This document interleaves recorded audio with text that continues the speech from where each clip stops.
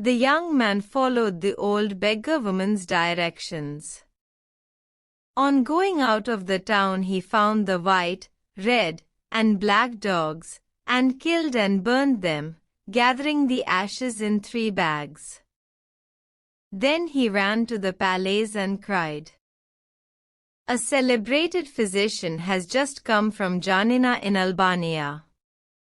He alone can cure the king and give him back the strength of his youth."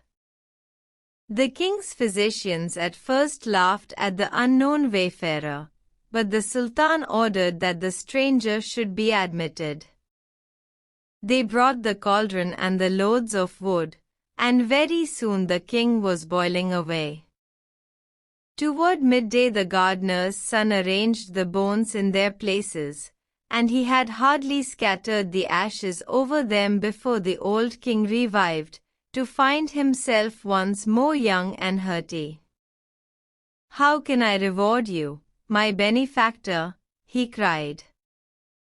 "Will you take half my treasures?"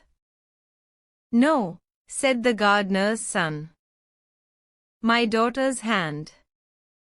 "No." "Take half my kingdom?" "No." "Give me only the bronze ring which can instantly grant me anything I wish for." "Alas," said the king, "I set great store by that marvelous ring. Nevertheless, you shall have it." And he gave it to him. The gardener's son went back to say goodbye to the old beggar woman. Then he said to the bronze ring, "Prepare a splendid ship in which I may continue my journey. Let the hull be of fine gold, the masts of silver, the sails of brocade. Let the crew consist of 12 young men of noble appearance, dressed like kings. Saint Nicholas will be at the helm. As to the cargo, let it be diamonds, rubies, emeralds, and carbuncles." And immediately a ship appeared upon the sea which resembled in every particular the description given by the gardener's son, and, stepping on board, he continued his journey. Presently he arrived at a great town and established himself in a wonderful palace. After several days he met his rival, the minister's son, who had spent all his money and was reduced to the disagreeable employment of a carrier of dust and rubbish. The gardener's son said to him, "What is your name, what is your family, and from what country do you come?"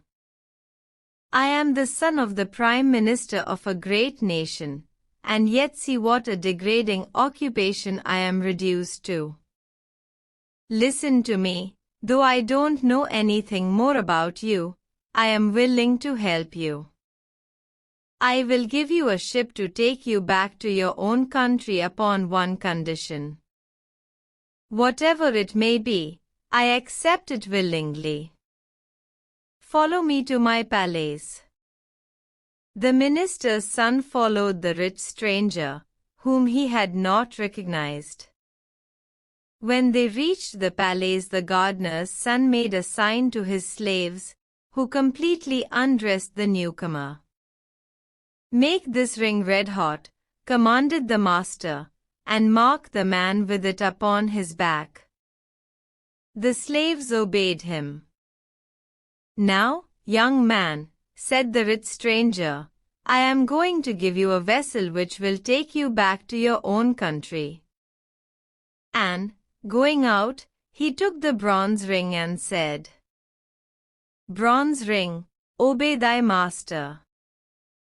Prepare me a ship of which the half-rotten timbers shall be painted black, let the sails be in rags, and the sailors infirm and sickly.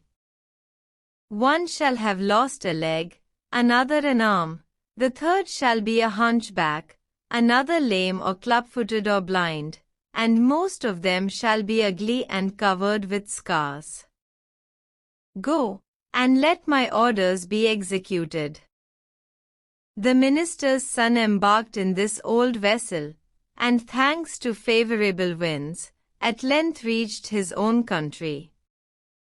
In spite of the pitiable condition in which he returned, they received him joyfully.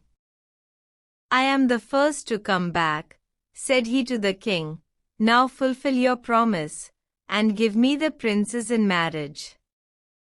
So they at once began to prepare for the wedding festivities. As to the poor princess, she was sorrowful and angry enough about it. The next morning, at daybreak, a wonderful ship with every sail set came to anchor before the town. The king happened at that moment to be at the palace window.